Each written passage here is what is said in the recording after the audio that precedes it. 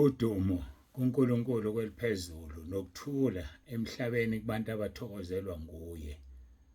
Ubaba uNsibande okubingelelayo dlalifa izulu. Ngithi uJesu Kristu inkosi. Siyambonga uNkulunkulu wethu kakhulu, siyamdumisa ngosuku asinikeze lona kuba sikwazi ukwabelana izwi lakhe. Ngiyamkholwa kuMoya oNgcwele uzosisiza silekelele nalomkhuleko wenkosi yethu uJesu esuqala izolo. Angazi uyophela nini. Ngoba ngithe mangithi ngiyawubheka, sengathi sisazogxila lapha kuverse 1 kanti bengithi siyadlula. Ngathi sisazogxila. Ayike bazalwane, kunezinto engifisa ukuzisho ezimbalwa noma ngithi into nje ngiyaphinda ngiyagcizelela, ngiyacela bakhalile abazalwane enkonzweni ngabantu abafika nezingane ezincane. Bakhalile abazalwane abalali bekhathele befuna ukuphumula ukuze babe fresh phela enkonzweni elandelayo. Uma ungasalali uzozele kule nkonzo elandelayo bese kuba inkinga lokho. So ke musukuba isikhubekiso. uNkulunkulu usinikezile uWhatsApp, uNkulunkulu usinikezile uYouTube. Uma ungafikanga wena siqu sakho, hlala ekhaya ngoba unengane encane ize ikhule. Ngiyafisa nje ukuthi sikuzwe lokho. Ngoba izokuphoxa ingane yakho. Ibanga umsindo bese beshwa abaseduze nawe ukuthi ubaba uNsibande wayiphinda kaningi lento. Kwesinye isikhathi bangasho lutho bakubuke nje bese esho uNkulunkulu enhlizweni yakho ethi ube nenkani. Asinayo ke indawo yokulala abanezingane. Cha, ayikho. Solala sonke nje lapha ehholo enkonzweni.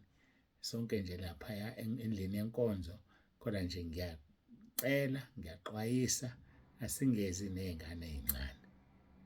Ingane ezingalawuleki, ingane ezikhalayo. Ngiyakhuleka, ngiyanicela bazalwane. Ayike angidlule. Sisaqhubeka ke nomkhosi wethu. Mangincome ukuthi ehlile ama-emojis, namhlanje, kodwa basekhona banenkani. Ngiyadabuka ke mina uma sikhuleke sonke kanje. Sikhuleke lithi ama-emojis awangafakwa bese bakhona abanenkani abawafakayo. Ukuthi uNkulunkulu uzokwenzani ngalabo abantu abangaka abakhulekayo, ngale mphefumulo engaka engena emkhosini ingenela ama-emojis. Ngiyadabuka mina ngempela, ngiyakudabukela nje wena onenkani, ngiyakudabukela. Yebo, uwafaki ngenhloso. Mase bekutshelile abanye phuthuma uyikhiphe. Mangikutshela mina phuthuma uyikhiphe. Phuthuma nje uyikhiphe i-emoji. Ngoba uzosidalela inkinga noNkulunkulu. Uzozidalela ubuhlungu. Mhlawumbe kuze kufike la ufise ngathi ngabe kuthiwa uzange uzalwe ngenxa nje yama-emoji. Sithandazile, sikhuleka uNkulunkulu ophilayo, uNkulunkulu ophendulayo. Besingakhulekeli ukuthi uvelelwe ukuthi cha, sikhulekela lo moya siyawuxosha uhambe esihogweni. Khona ke abangazufuna ukuthi lo moya uhambe, uzohamba nawo. Omunye umzalwane ophawulile uthi tshela nalabo abantu abaxoxa nawe eceleni bayeke ukuthumelela ama-emojis ngoba yiwo lo moya ozodala ukuthi lokhu wafaka ngapha. Abantu abakwazi nje ukuthi i-emoji awuyisebenzise nabangekho ekhaya lezwi abasuxoxa nawe ngama-emojis. Mtshele nje umuntu ukuthi ngiyacela uma uxoxa nami ungangifakeli lezi zinto. Ungangifakeli nje lezi zinto, mtshele kuzokusiza lokho. Ayike angidluleke lapho, angidlule.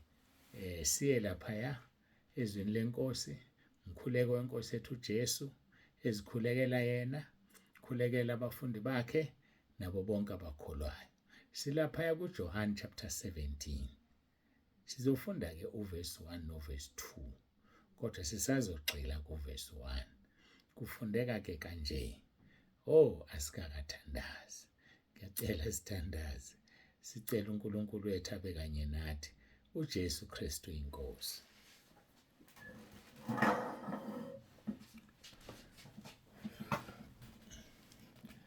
Baba wethu ongcwele, nkulunkulu nomusa, egameni lomfelo wethu uJesu Kristu ophilayo, siyacela ube kanye nathi kule nkonzo ngomoya wakho ingcwele.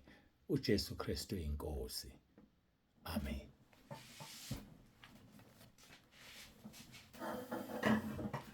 Ake sesingaqhubeka bangcwele ngokaJohn noma ivangeli ngokaJohn chapter 17 verse 1 verse 2 kufundeka kanje. uJesu wakhuluma lokho, wayesephakamisela amehlo akhe ezulwini wathi, Baba, isikhathi sifikile. Khazimulisa indodana yakho ukuze indodana ikukhazimulise wena.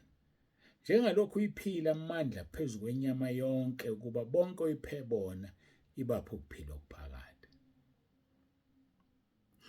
Inkosi yethu uJesu, njengobaba wakhe uJehova Sebawothi, uNkulunkulu umnini amandla onke ophezu konke, enguNkulunkulu wesikhathi, nenkosi yethu uJesu ifuze yena, iyinkosi yesikhathi. Ithi-ke la, Baba, isikhathi sifikile. Isikhathi sifikile. Yonke into inesikhathi sayo. Siyakuthola lokho kumshumayeli. Khona isikhathi sokuzalwa, khona esokufa, khona esokubutha, khona esokusakaza. Yonke into inesikhathi sayo. Uthi kuJesu, Baba, isikhathi sifikile. Khazimulisa indodana yakho ukuze indodana ikukhazimulise wena. Ngiyathemtheka ukuchaza lokho, kodwa-ke angizobuya. Isikhathi sifikile. Webazalwane, niyabona ukuthi isikhathi sifikile senkosi uJesu ukubuyizolanda ibandla. Isikhathi sifikile. Ukulungele yini wena na? Ukulungele yini? Ngoba sekufanele kudedele umphiko uKristu. Akakwazi umphiko uKristu ukuba khona ibandla likhona. Kufuneka ibandla lihambe bese umphiko uKristu uyambula. Uyabona yena ukuthi isikhathi sesifikile na? Ukusho-ke kwenkosi uJesu la kusinika ukuthi kunekhathi lapho aye esho khona athi isikhathi asikakafiki. Ukusho kwakhe ukuthi isikhathi sifikile kusibonisa ukuthi kunezikhathi lapho akasho khona athi isikhathi asikakafiki. Ake sibheke ngokaJohn chapter 7 uverse 30. Uthi uverse 30, ngakho bafuna ukumbamba, kepha kubangakho owambeka isandla ngokuba isikhathi sakhe sasingakafiki. Bafuna ukumbamba, kodwa ngoba isikhathi sakhe sasingakafiki, abakwazanga ukumbamba. Akekho ombeka isandla. Lokhu kusitshela ukuthi yonke into esivelelayo suka isikhathi sawo sesikhona, sesifikile, ngoba sahlelwe emaphakadeni. Kakhulu uma uwumkhonzi kaNkulunkulu, kakhulu uma uhamba ngobungcwele, ngoba uNkulunkulu usebenza kithi ngokwentando yakhe, usenzisa izinto ngokwentando yakhe. Ake ngenze example. Abantu baseNtabankulu e-Eastern Cape. Angisazi ukuthi kwasuka kimi noma kwasuka kubona, kodwa sasivumelana ngabanika i-date somewhere last year, ifungene u-2022, angisakhumbuli. Kodwa uma usubukisisa ukwenzeka kwezinto, akumina. uNkulunkulu osebenze kimi ukuthi kube nalento le, nalesi sikhathi. Zonke inkonzo esesibe nazo uzothi ubaba uNsibande kanti akusiyena. Kodwa yonke into inesikhathi sayo. Sokuyisikhathi ngomgqibelo siye eNtabankulu, leSaturday siyakuyona. Isikhathi sesifikile. Uma isikhathi sesifikile, akekho ongavimba icebo lakhe. Akekho. Wena gada ukuthi uNkulunkulu uphila kuwe, uhamba ngobungcwele ukuze akusebenzisele umbuso wezulu. And yonke into azokusebenzisela yona kuzobe sekuyisikhathi sayo. Ake ngiphinde. Yonke into azobe kusebenzisela yona kuzobe sekuyisikhathi sayo ngoba uNkulunkulu wesikhathi. Uthi kuverse 30 uJesu. Wayekade etheni uJesu? Mosuka kuvesi 28, ngakho uJesu wamemeza efundisa ethempelini wathi, niyazi ukuthi ngivelaphi. Mina-ke angizizelanga, kodwa ongithumileyo uqinisile eningamaziyo nina.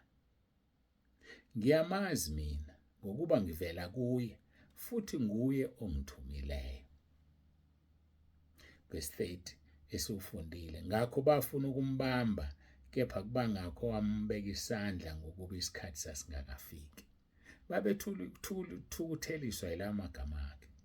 Uthi uJesu, niyangazi niyazi futhi ukuthi ngivelaphi.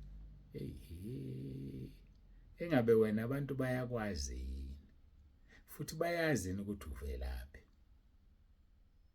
Bayabona yini ukuthi ubhekephi? Bayabona yini?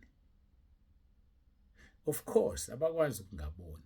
Bayakubona uma uyesihogweni, bayakubona uma uyezulwini, ngoba abantu bayakwazi futhi bayakwazi ukuthi uvelaphi, njengoba nami bengazi futhi bayangazi ukuthi ngivelaphi.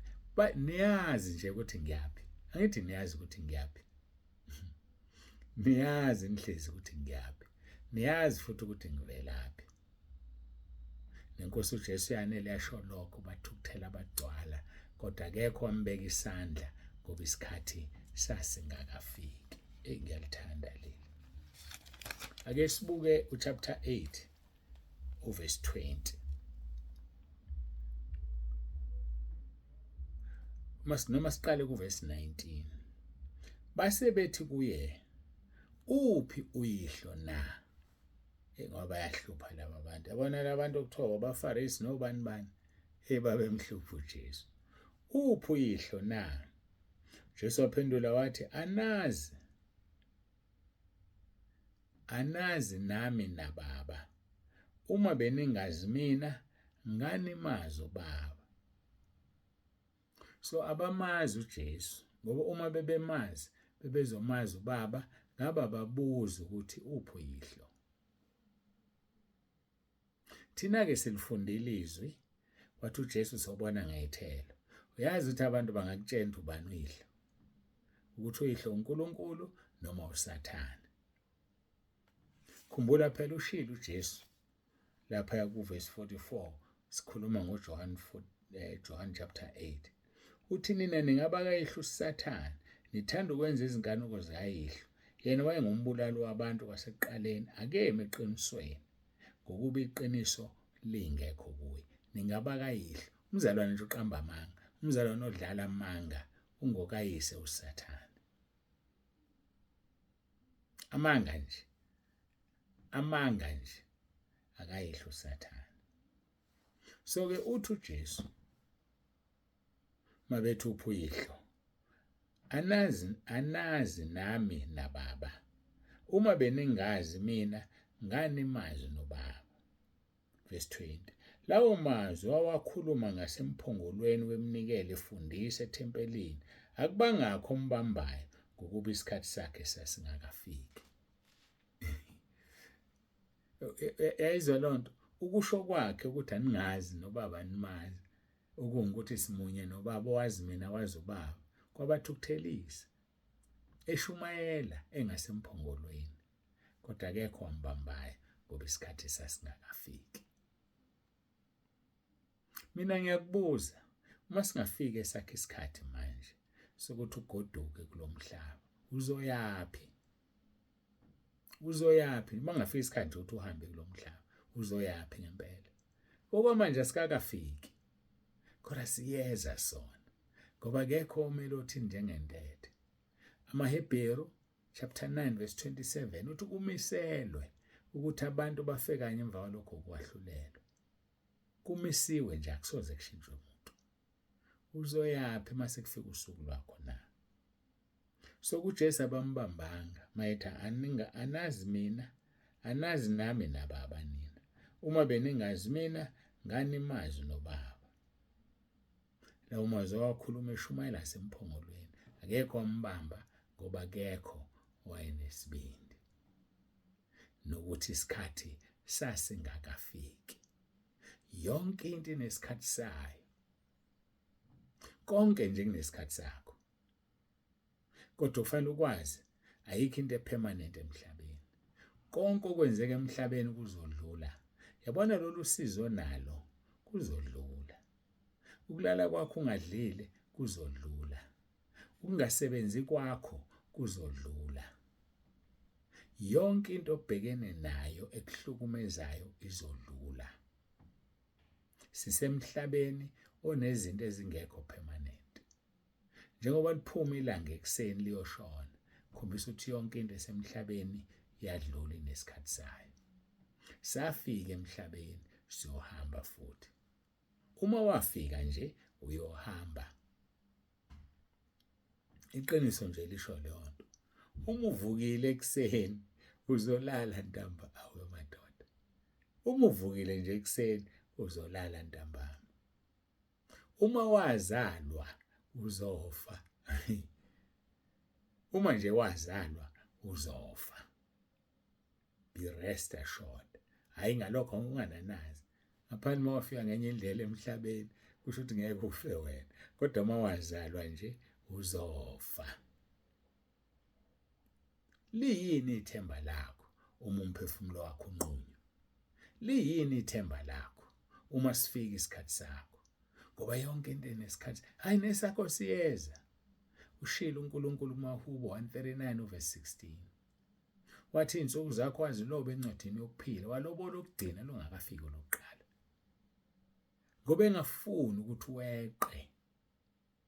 Athi kuJobe ngibekile umkhawulo ensukwini zomuntu.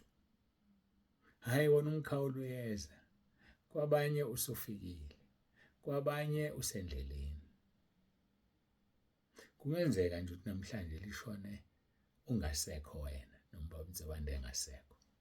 Kube sekufika umkhawulo, kuzobe sekufika isikhathi. Hayi isikhathi sona siyeza mntaka baba, isikhathi siyeza. Ungadlala nje wenze yonke into kuzosa mawusungale. Usuzibona zonke izinto kuzosa kuthi nkwe.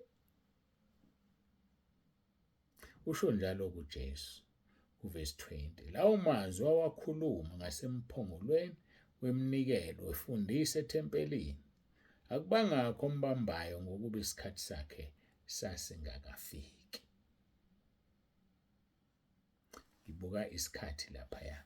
Ake sibuke sikhuluma ngokungafiki kwesikhathi. Kodwa uma usufika lapha ku chapter 12 verse 23 uthi uJesu. uJesu waphendula wathi kubo, sesifikile isikhathi sokuba ikhazimuliswe indodana yomuntu. Awe safika. Hayi ngoba sona sizofika. Sesifikile isikhathi sokuba ikhazimuliswe indodana yomuntu. Mina ngibuza ukuthi mase sifikile esakho uyoba njani? Uyoba kuphi? Nalomthwalo wezono.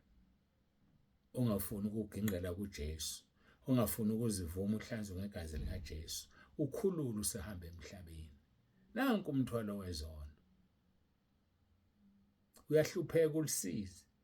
Ushilo vele wathi nisesezweni nizoba lisize kodwa ngilinqobile izwi. Mntaka baba ngiyakumema woze enkosini uJesu. Ake ngiyibambe la. Ngokugcina inkosi sizoqhubeka sikuJohn chapter 12. Kodwa sicacisa uverse 1 kaChapter 17 kuJohn. Othini baba isikhathi sifikile. Khazimulisa indodana yakho ukuze indodana ikukhazimulise. Isikhathi sifikile. Sesibuka amavesi amabili, John chapter 7 verse 30 noJohn chapter 8 verse 20. Lapho sasingakafika isikhathi abakwazanga umbamba. Okungukuthi ngesathi bembamba ensimini yaseGetsemane kwase kufika isikhathi. Uthi uJesu kuJohn 17 verse 1. Baba isikhathi sifikile. Baba time has come. Siyambonga uNkulunkulu. Kwangathi uNkulunkulu angakusiza kubusise. Usazindla ngalelizwi. Uthi mase sifikile sakhe isikhathi sokugoduka. Njengoba ngishilo ngathi mawazalwa uzofa. Enye into kufanele uyazi, uma wafika endaweni uyohamba, that is guaranteed. Uma wafika uyohamba. Umbuzo othi uyohamba kanjani? Abo nje wafika nje emsebenzini osebenza ku uzohamba. Uzohamba. Yabo njengoba wafika kuleli khaya okulona uzogana. Uzohamba. Hayi uzohamba wena. Kodwa sazohamba kanjani? Kuyoba kuhle uma uhamba ngoba usuka ekhaya ezulwini, usuka kuleli khaya uzogana kulo. Kungabi ukuthi uhamba ngoba uyaxoshwa. Kodwa iqiniso lona uzohamba. Uma wafika uzohamba. Uma wazalwa uzofa. Masikhuleke.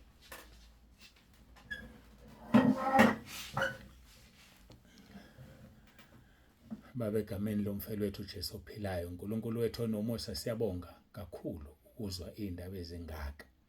Siyabonga uNkulunkulu wethu, yonke into inesikhathi sayo. Siyathandaza kuba sihlale silungile ngoba ushilo ukuthi ufika njengesela.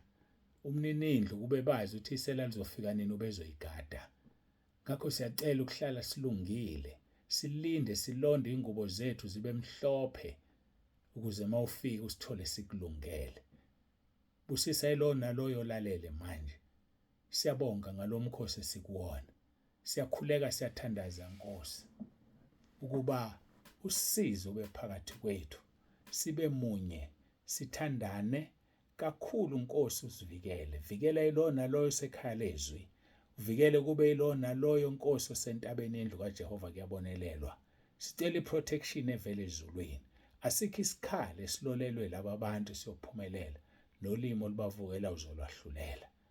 Izwi lakho lelo Nkosi. Amahubo 34:7 thumela Nkosi ingelosi yakho uthe iyamisa nxa zonke kwabakwesabayo bakhulule. Amahubo 17:8 uthe uyakwazi Nkosi ukusivikela njengenhlamvu yeso lakho sibiyele usigcine. Amahubo 139:5 umuntu wakho uyamzungeza ngemvana ngaphambili ubeka isandla sakho phezu kwakhe. Yenza lokho ke Nkosi ekhaya lezwi, yenza lokho Nkosi entabeni endlu kaJehova kuyabonelelwa. Siyabonga udumo lonke lungolwakho lukufanele. uJesu Kristu inkosi. Amen. Ayike siyambonga uNkulunkulu wethu kakhulu bazalwane, ubaba uNzebande usiyavalelisa. Sesifikile isikhathi sokuthi ahambe ngane ngoba sifikile esokuthi afike efonini yakho, afike ku YouTube wakho, afike noma ikuphi lo mbuka khona. Sesifikile isikhathi. Hayi ngoba siyafika sona. Safika na kuJesu wathi isikhathi baba, isikhathi esifikile. Kade singakafiki kuJohn 7:30 noJohn 8:20. Kodwa siyafika kuJohn 12:23 nakuJohn 17:1. Siyafika isikhathi. Hayi kancane kancane siyeza uzogoduka. Athini uJobe athi ingcosana iminyaka esele ngihamba uhambo engase ukubuya kulona. A journey that has no return. Yabo khona uhambo uzohamba ungabuyi. Nakhona la emhlabeni mhlawumbe uzokusukela wathi edolobheni kanti kuzoba nekhaya accident awusabuye ekhaya. Elibona lo hambo lukhona lona uzolihamba. Sonke sizolihamba kodwa iminyaka ingcosana. Kwabanye akuseyona iminyaka izinyanga. Kwabanye akuzona inyanga izinsuku. Kwabanye akuzona nezinsuku sekungamahora, but siyahamba ngoba safika. Baba uNzebande uyavalelisa ukuthi uJesu Kristu inkosi.